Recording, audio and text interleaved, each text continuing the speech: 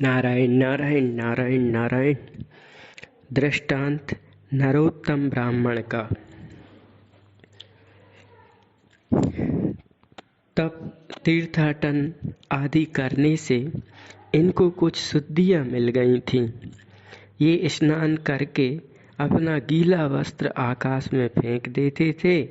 वस्त्र निरालंब आकाश में उड़ता और सूखता रहता। अपनी सिद्धियों का नरोत्तम को अहंकार हो गया। अब वे किसी को कुछ समझते नहीं थे। एक दिन एक बकुले ने इनके सिर पर बीट कर दिया तो इन्होंने क्रुद्ध होकर उसे श्राप दिया कि जिससे कि बकुला तत्काल जलकर भस्म हो गया। परंतु इसके बाद से इनकी सब सिद्धियां समाप्त हो गईं।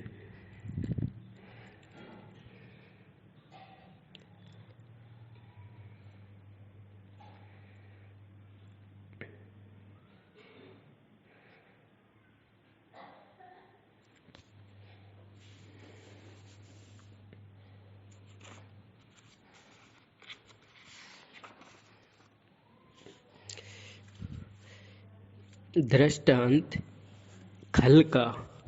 एक खल पापी स्वभाव का आदमी हमेशा दूसरों का अनिष्ट चिंतन करता रहता था। एक दिन उसका पड़ोसी किसी मंगलमय कार्य के लिए कहीं यात्रा करने वाला था। उसने बहुत प्रयत्न किया कि इसके प्रस्थान के समय कुछ न कुछ अपशकुन हो जाए, परंतु कोई अपशकुन नहीं हुआ। तब उसने स्वयं अपनी नाक काटकर उसके आगे आकर अपना बीभत्स रूप दिखाते हुए पूछा कि तुम कहाँ जा रहे हो? ऐसे होते हैं खल।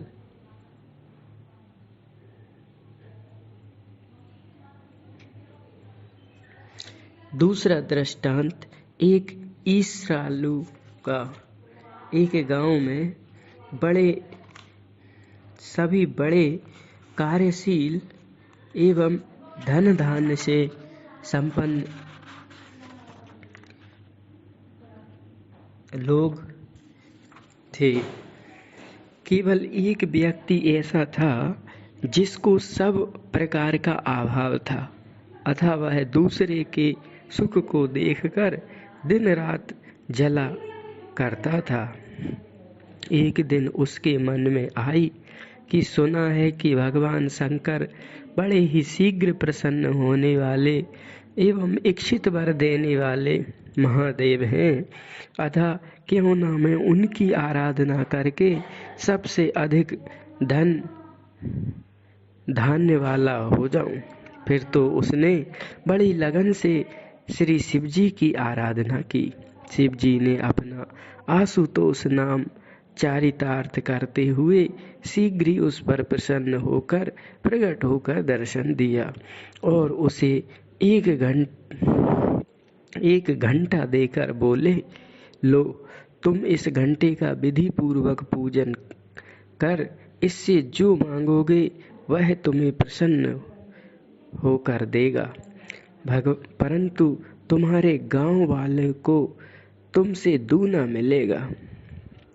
यह कहकर शिवजी अंतर्ध्यान हो गए। तब उसने विचार किया कि यह तो ठीक नहीं कि तपस्या मैंने किया और मालो माल हो गांव वाले। मैं चाहे भले भूखा मर जाऊं, परंतु गांव वालों को दून कदापि नहीं होने दूंगा। फिर तो वह अपन घर आकर अपनी पत्नी को सब बातें बताकर उसे घंटा देकर अपने धन कमाने परदेश चला गया। परंतु दुर्भाग्य तो सब जगह साथ रहता है। परदेश में कहीं नौकरी नहीं लगी, इधर स्त्री बच्चे भूखे मरने लगे। तब उसकी पत्नी ने बिना विचार किए कि क्यों न शिवजी के घंटे से कुछ याचना करूं, उसने विधि पूर्वक पूजन करके घंटे से कुछ मांगा वह तत्काल प्राप्त हो गया। इतना अवश्य हुआ कि गांव वालों को उससे दूना मिला, परंतु मिले इससे अपनी हानि ही किया। अब स्त्री बच्चे सुख से जीवन बिताने लगे। कुछ दिन बाद उसकी पत्नी ने पति को पत्र देकर घर बुला लिया। घर आकर उसने देखा तो गांव का नक्शा ही बदल गया था। पहले जो सुख समृद्धि थी सो थी ही, घंटे के प्रभाव से और दूना दून वृद्धि हुई थी। यह देखकर वह ईर्ष्यालु व्यक्ति जल भुन गया और सबका अनिष्ट करने का उपाय सोचने लगा। दूसरे दिन उसने घंटा पूजन करके यह मांगा कि हमारे घर वाले लोगों की एक एक आंख फूट जाए। परिणाम स्वरूप उसकी तो एक फूटी, गांव के लोगों की दोनों फूट गईं। तीसरे दिन उसने यह मांगा कि हमारे घर के लोगों की एक एक टांग पैर टूट जाए। गांव के लोगों की दोनों टूट गईं। चौथे दिन यह मांगा कि हमारे घर के दरवाजे पर एक कुआं हो जाए। तो गांव भर के सबके घर के आगे दो दो कुएं हो गए। सबकी आंखें फूटी हुई थी। सवेरे उठे तो सब के सब कुएं में गिर गए। भगवान शिव जी ने उस दुष्ट की दुष्टता नहीं सही गई। वे तुरंत प्रकट होकर गांव वालों को पूर्ववत सुखी कर दिए और उस दुष्ट से घंटा लेकर उसे फिर ज्यों का त्यों कर दिया। दुष्ट की दुष्टता का वर्णन करते हुए संत सुंदरदास जी लिखते हैं कि आपन काज संवारन के हित और को काज बिगाड़त जाई। आपन कारज होई न होई बुरो करी और को डारत भाई। आपहु खोबत और अहु खोबत खोए दुबो घर लेत बहाई। सुंदर देखत ही बनी आवत दुष्ट करे नहीं कौन बुराई। दुष्ट करे नहीं कौन बुराई। अतः दुष्टता का, क्रोध, द्रोह, दंभ का परिणाम देर सवेर घातक ही होता है। दृष्टांत झूठे भक्त का। किसी गांव में एक दंभी ने कुछ ढोंग पाखंड करके अपने को भगत जी के नाम से विख्यात कर रखा था। एक बार देव संयोग से वह कुएं में गिर पड़ा। तब गांव के लोग उसे निकालने के लिए एकत्र हुए तो उस पाखंडी ने कुएं में भी ढोंग फैलाया, लगा नाचने कूदने और कहने लगा, आओ भगवान की कैसी मधुर मनोहर झांकी का दर्शन हो रहा है। अब तो मैं यहीं रहूंगा, मुझे कोई बाहर मत निकालो। गांव के कुछ भोले भाले सरल हृदय लोगों ने समझा कि भगत जी ठीक ही कह रहे हैं, भला ये झूठ क्यों कहेंगे। फिर तो विश्वास में पड़कर और लोग भी भगवान के दर्शन के लोभ से कुएं में कूद गए। परंतु वहां पहुंचने पर उन लोगों को श्याम गौर मधुर मनोहर कुछ भी नहीं दिखाई पड़ा। वह पाखंडी तो पूर्ववत ही नाचता कूदता कहता रहा। तब उन लोगों को हृदय में बड़ा पश्चाताप हुआ कि देखो भगत जी को भगवान का दर्शन हो रहा है और हम अभागे एकदम वंचित रहे। सच्चे हृदय की आत्मग्लानि ने उनके जन्म जन्म के पापों को क्षण मात्र में नष्ट कर दिया। भगवान द्रवीभूत होकर सचमुच ही कुएं में प्रकट हो गए। तब लोग भगवान का दर्शन कर कृतार्थ हो गए। इस प्रकार भगवान ने झूठे भक्त की भी बात रख दी।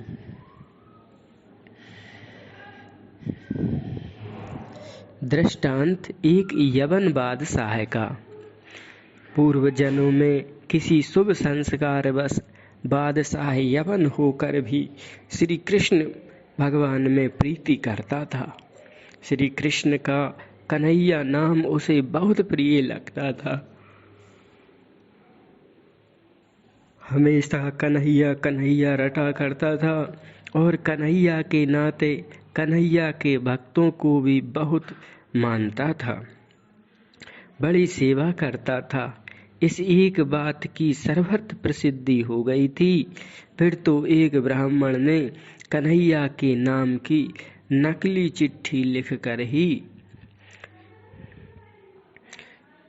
चिट्ठी अपने ही लिखकर उस पर कन्हैया का हस्ताक्षर कर दिया, जिसमें लिखा था कि इन पंडित जी को कन्या का विवाह करने के लिए 1000 रुपया दिया जाए। ब्राह्मण वह फर्जी पत्र लेकर बादशाह के पास आया। पत्र पढ़कर बादशाह ने वजीर को हुक्म दिया कि इन्हें पत्र के लिखित द्रव्य दे दिया जाए। वजीर ब्राह्मण को लिवा कर गया और एक जगह बैठा कर फिर बादशाह के पास जाकर बोला, हुजूर, यह तो फर्जी चिट्ठी है। भला कन्हैया के पास में क्या धन की कमी है जो उसने इन्हें आपके पास भेजा है? आप भी अच्छे भोले भाले हैं, यह तो पक्का धूर्त है। बादशाह ने कहा, वजीर जी, यह तो मैं भी जानता हूँ कि पत्र झूठा है, परंतु मुझे विश्वास है कि आज कन्हैया की झूठी चिट्ठी आई है तो कल सच्ची भी आएगी। कहा गया है, झूठ मूठ करत साँच है जाए, झूठ मूठ खेले सचमुच होए, सचमुच खेले बिरला कोय। दृष्टांत पूतना का। लोक बालघिनी रुधिरासना पिशाचिनी पूतना ने यद्यपि कुचों में कालकूट विष लगाकर बद की दुर्भावना से मातृभाव का कूड़ा स्वांग करती हुई श्री कृष्ण को स्तनपान कराया, तो भी उसे माता की गति प्रदान की। यथा गई मारन पूतना कुछ कालकूट लगाई, मातु की गति दई ताही कृपाल जादव राई।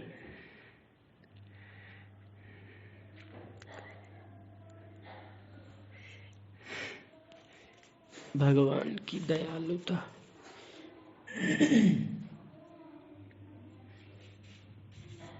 दृष्टांत एक साहूकार का।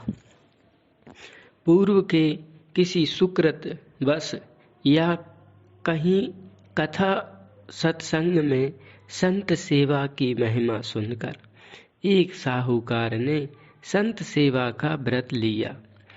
जो कोई साधु उसके यहाँ आते उनका वह बड़ा सत्कार करता।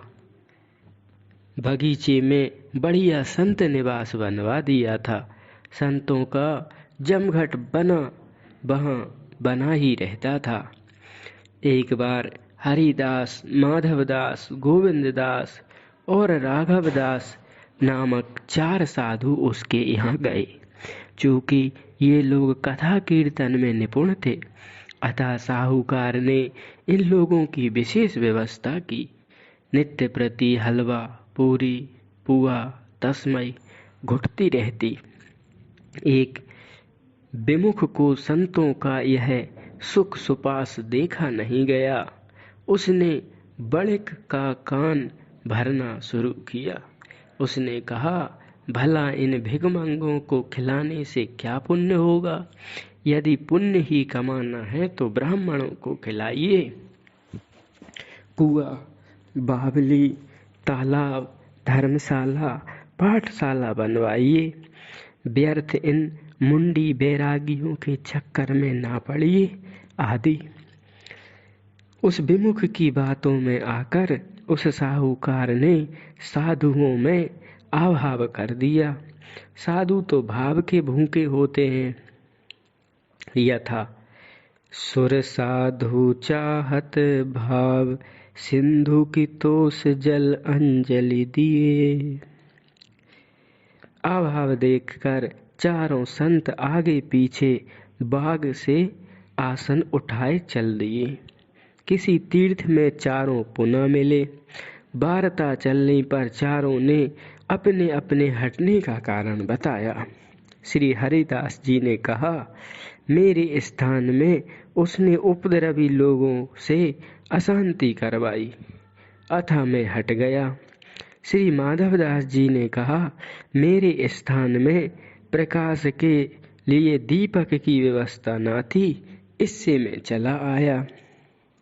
श्री गोविंद दास जी ने कहा, मेरे यहाँ जो ठाकुर जी के लिए भोग के वास्ते घी आता था, उसमें तेल मिलाकर भेजने लगा, अतः मैं भी चल दिया।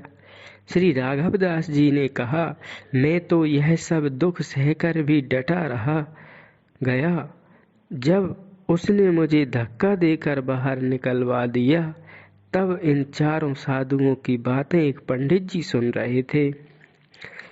उन्होंने उस समय यह श्लोक कहा, स्थाने भ्रष्टे हरि भ्रष्टो, दीपे भ्रष्टे च माधव, तेले मिश्रे च गोविंद, अर्धचंद्रेण राघव।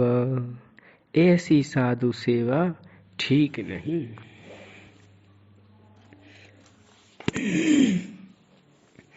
दृष्टांत एक महंत का। एक गांव में एक अत्यंत गरीब वृद्धा बाई थी। वह चरखा चलाकर अपनी जीविका चलाती थी। घर में श्री गोपाल जी की सेवा पधरा रखी थी। जैसे तैसे कुछ पैसे बचाकर वह श्री गोपाल जी के लिए स्वर्ण के आभूषण बनवाई थी। श्री ठाकुर जी को वह बड़ा लाड़ लड़ाती थी। जब उसका शरीर अत्यंत वृद्ध हो गया, सेवा में कठिनाई पड़ने लगी, तो वह मन में विचार करने लगी कि सेवा बनती नहीं, अतः श्री गोपाल जी को किसी साधु महात्मा को सौंप देना चाहिए। इसी बीच एक महंत जी उसके गांव आए। एक दिन श्री महंत जी उस बुढ़िया के घर गए तो स्वर्ण के आभूषणों में सजे धजे श्री गोपाल जी का दर्शन कर बड़े प्रसन्न हुए। उन्होंने श्री गोपाल जी की बड़ी बड़ाई की। बुढ़िया ने श्री महंत जी से अपनी स्थिति निवेदन की। आभूषणों के लोभ से महंत जी ने श्री गोपाल जी की सेवा स्वीकार कर ली। परंतु प्रातः काल बुढ़िया जब गहनों को अपने पास रखकर श्री गोपाल जी को देने लगी, तो श्री महंत जी ने अस्वीकार कर दिया। तब बुढ़िया बोली, बाबा जी मैं समझ गई, तुमको ठाकुर जी से स्नेह नहीं, तुम्हारा स्नेह तो गहनों से है, अतः तुम रहने दो, मैं जैसे बनेगी वैसी सेवा कर लिया करूंगी। श्री रामदास जी की तो श्री ठाकुर जी में सच्ची प्रीति थी, अतः आभूषणों का लोभ नहीं किए। तब तो भगवान ने जल्दी जल्दी सब आभूषण निकालकर इधर उधर फेंक फांक दिए और साधारण वस्त्र मात्र धारण करके चल दिए।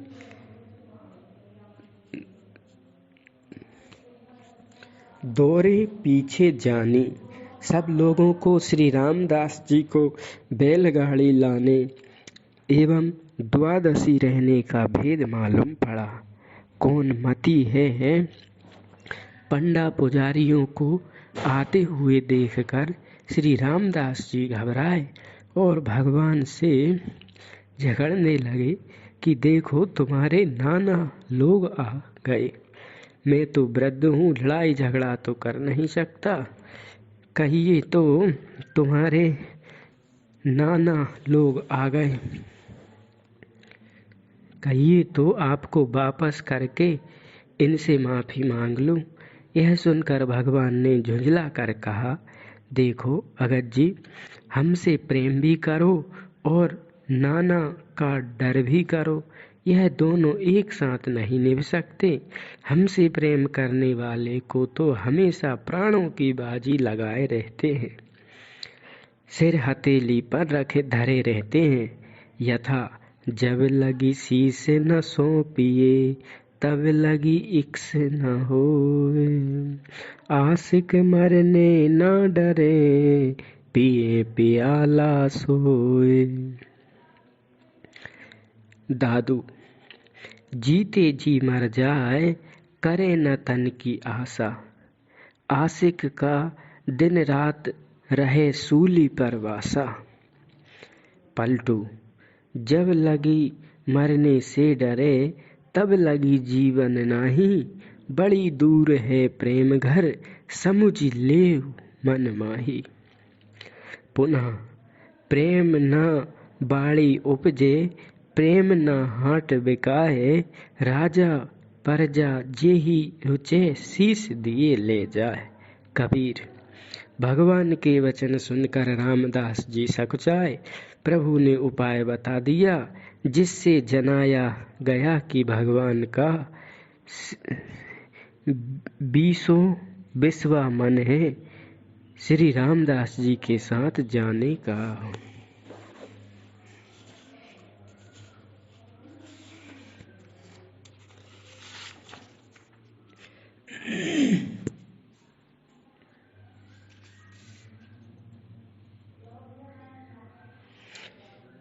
कथा एक मास्टर साहब की। इनका नियम था, हर अमावस्या एवं पूर्णमासी को श्री रणछोड़ भगवान का दर्शन करने आते थे। एक बार विद्यार्थियों की परीक्षा चल रही थी और मास्टर साहब अपने नियमों के अनुसार भगवान का दर्शन करने गए थे। उसी समय विद्यालय निरीक्षण करने के लिए इंस्पेक्टर ऑफ स्कूल्स आ गए। तब भगवान ने ही मास्टर साहब का रूप धारण करके विद्यालय का मुआयना कराया। जब मास्टर साहब दर्शन करके लौट रहे थे तो मार्ग में इंस्पेक्टर मिले। मास्टर जी तो मन में बहुत डरे कि मेरे अनुपस्थिति रहने से हाकिम नाराज होगा, परंतु जब इंस्पेक्टर ने इनके कार्य की सराहना की तो भौचक्के रह गए। स्थिति स्पष्ट होने पर मास्टर साहब ने मार्ग में ही त्याग पत्र लिखकर इंस्पेक्टर को दे दिया और सदा सर्वदा के लिए श्री रणछोड़ भगवान में लग गए।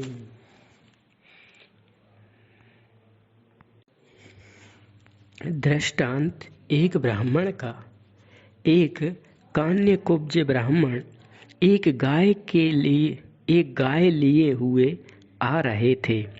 मार्ग में किसी ने पूछा, पंडित जी यह गाय कहाँ मिली है?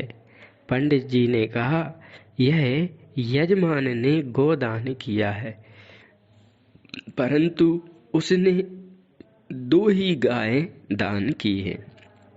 तब उस व्यक्ति ने पूछा कि आप तो एक ही लिए जा रहे हैं, दूसरी गाय कहाँ है? पंडित जी ने कहा, दूसरी गाय यजमान ने दूसरे ब्राह्मण को दी थी, परंतु मैंने लड़ झगड़ कर उसे नहीं देने दिया, सो अब उसे भी आप हमारी ही समझिए। इस प्रकार ब्राह्मणों में परस्पर विरोध देखा जाता है। महाभारत में श्री बृहस्पति जी और श्री संवर्त जी की स्पर्धा का प्रसंग आया है। श्री बृहस्पति जी ने राजा मरुत का यज्ञ नहीं कराया, तो राजा मरुत ने श्री नारद जी की प्रेरणा से ब्रह्मर्षि संवर्त से अपना यज्ञ कराया। बाद में बृहस्पति जी श्री संवर्त जी को हटाकर स्वयं यज्ञ का आचार्यत्व प्राप्त करने का बहुत प्रयत्न किए, परंतु सफल नहीं हो सके। अतः करें दृढ़ द्वेष।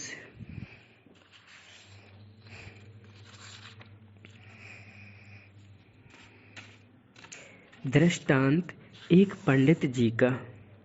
एक पंडित जी काशी में पढ़कर आए हुए थे। उन्हें अपनी विद्या का बड़ा अभिमान था। एक दिन उनके पिताजी ने पूछा, तुमने बहुत वेद पुराण पढ़ा है, बताओ पाप के बाप का क्या नाम है। पंडित जी इसका ठोस उत्तर नहीं दे सके। तब पिताजी से मोहलत लेकर इस प्रश्न का उत्तर पता लगाने चले। जितने भी लोगों से पूछते, लोग उतनी ही बातें बताते। प्रश्न सुलझने की जगह उलझता ही गया। एक दिन श्रांत, क्लांत, निराश, उदास पंडित जी कुएं पर बैठे हुए थे। समीप में ही एक वेश्या का मकान था। वेश्या ने झरोखे से देखा, एक तेजस्वी ब्राह्मण कुएं पर उदास बैठा है। उसने नीचे उतरकर उदासी का कारण पूछा। पंडित जी ने अपना प्रश्न सुनाया। वेश्या ने कहा, इसका उत्तर तो मैं दे सकती हूँ, लेकिन इसके लिए आपको कुछ दिन रुकना होगा। पंडित जी ने स्वीकार कर लिया। एक दिन वेश्या ने पंडित जी को प्रचुर धन का लोभ देकर अपने घर भोजन कराने का निमंत्रण दिया। स्वयं पाकी परम सदाचारी कर्मकांडी ब्राह्मण ने धन के लोभ में आकर सदाचार को तिलांजलि देकर वेश्या के घर का भोजन करना स्वीकार कर लिया। वेश्या का पंडित जी को धर्म से भ्रष्ट करना अभिष्ट नहीं था। उसे तो केवल उनके प्रश्न का उत्तर देना था। अतः उसने हाथ जोड़कर पंडित जी से कहा, महाराज, यही आपके प्रश्न का उत्तर है। देखिए, आप कितने बड़े आचार विचार वाले ब्राह्मण हैं, परंतु लोभवश आपने अपने चिर संचित सदाचार को सहज में ही त्याग दिया। इससे सिद्ध हुआ कि पाप के बाप का नाम लोभ है। अतः लोभ नहीं दाम को। पुनः जिनका मन राम में रमा हुआ है, वे भला तुच्छ दाम का क्यों लोभ करने लगे। यथा रमा विलास राम अनुरागी, तजत बमन जिमि जन बड़ भागी। दृष्टांत हंस और कौओं का। एक जगह बहुत से कौए मांस के टुकड़े खा रहे थे। इतने में आकाश में उड़ता हुआ हंसों का समुदाय दिखाई पड़ा। वे डर गए। सभी कौए अपने अपने चंचू पुट में मांस के टुकड़े दबाकर भागने लगे। उनका भय और दुख देखकर हंसों ने कहा, भाइयों, हम लोग मानसरोवर निवासी हैं, कमल बल में विहार करते हैं, मोती चुगते हैं, नीर क्षीर विवेक से युक्त हैं। हमें मांस की किंचित तृष्णा नहीं है। तुम लोग स्वस्थ चित्त से अपना भोजन करो, हम जाते हैं। यह कहकर हंस मांस की ओर देखे भी नहीं, अपने लक्ष्य की ओर उड़ चले। इसी प्रकार ब्रह्मानंद में निरंतर निर्मग्न रहने वाले संतों हंसों को भला दाम का क्या लोभ।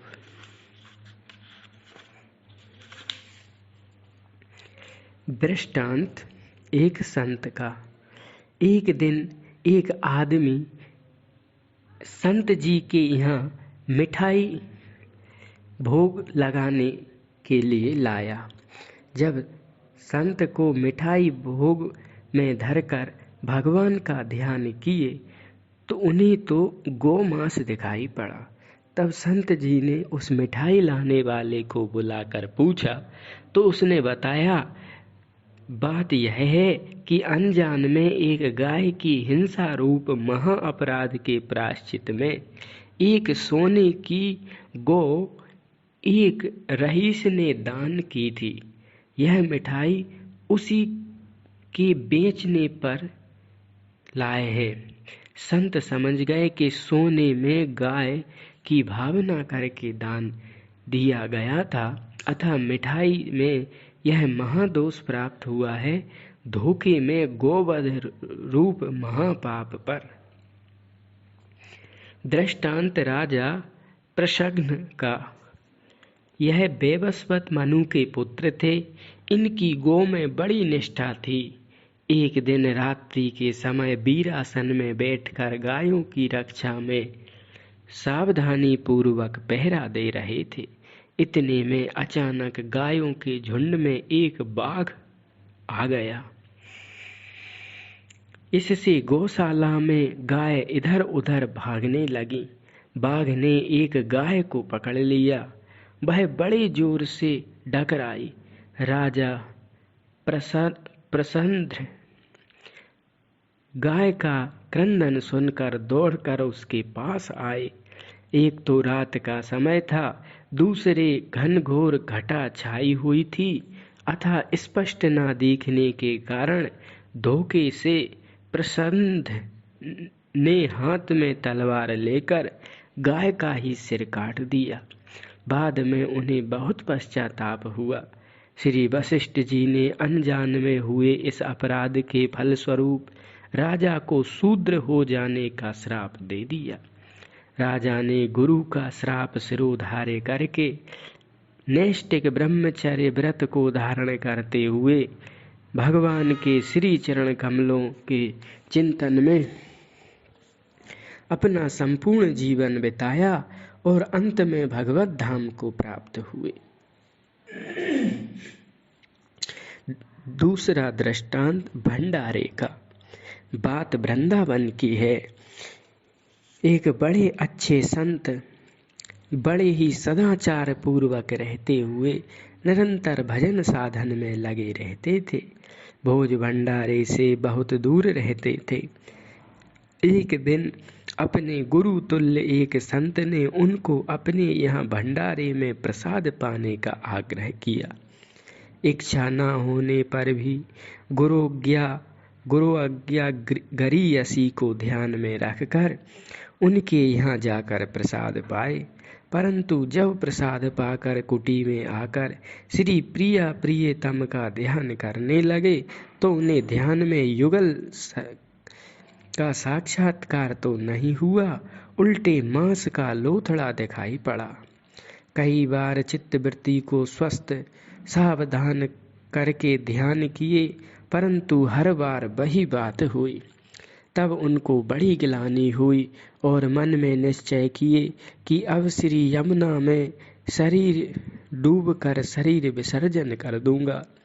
फिर तो वह अनमने से हुए श्री यमुना की ओर चल ही पड़े। संयोग से मार्ग में उन्हें वे ही संत मिल गए जिनके यहाँ प्रसाद पाए थे।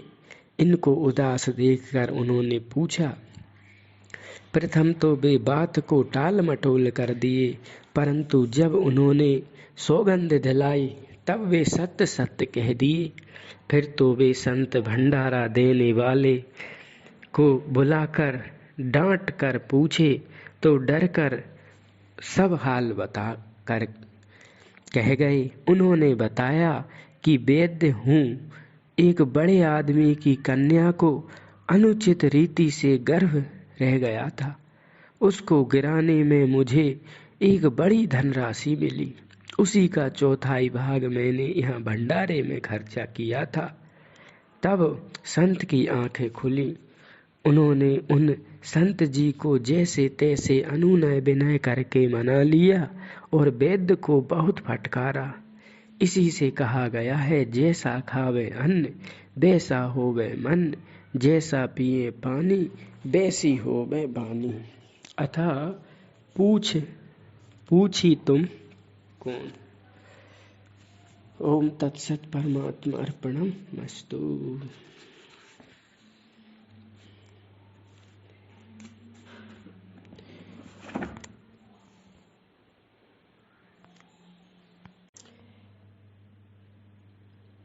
यह दृष्टांत खलता पर नरोत्तम ब्राह्मण सुखदायी सिद्धि, एक खलता मूर्ख पुरोहित संबंध की महिमा पर, और झूठे भक्त यवन बादशाह पूतना ये संबंध की महिमा पर दृष्टांत थे। और फूल संस्कार पार्थक्य सिलावी। राजा जयसिंह भक्ति दौर्लभ्य, समर्थ श्री शिवाजी योग क्षेम बहम में हम, साधु सेवी सेठ योग क्षेम बहम में हम, श्री नारद जी योग क्षेम बहम में हम।